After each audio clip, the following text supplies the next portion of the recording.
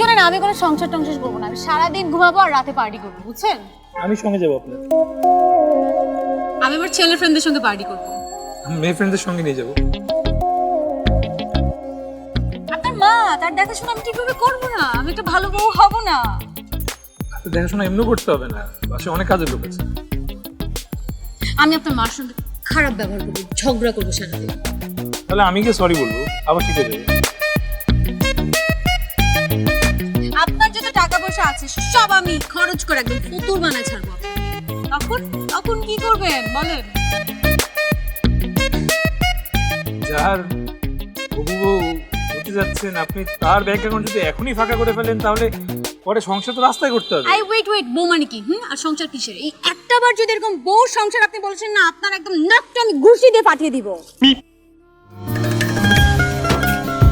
জন্মদিনের দিন এত রাগ করতে হয়?